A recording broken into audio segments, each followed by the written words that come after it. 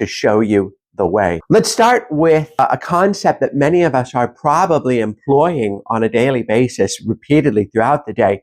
And it is a mental action very often taken when we feel these emotions of fear, anger, frustration.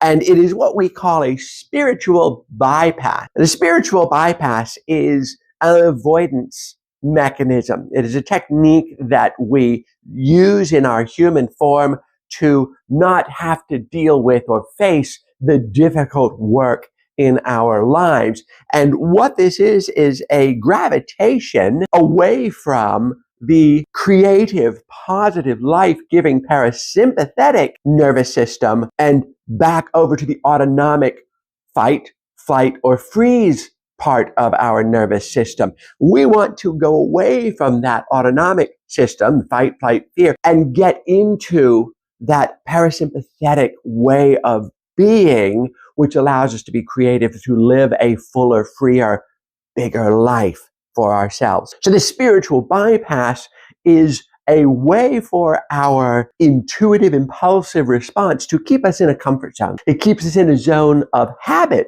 frequently in the actions that we are taking. For example, simply not thinking deeply about or falling into the ease of frustration and anxiety or anger. If you think about it, many of us are probably familiar with the concept that it is much easier to be angry at the situation than to consider how you can change your view and ultimately take some action and realize a material difference and change in your future. So when you're feeling these feelings of anger, fear, how do you not do a spiritual bypass?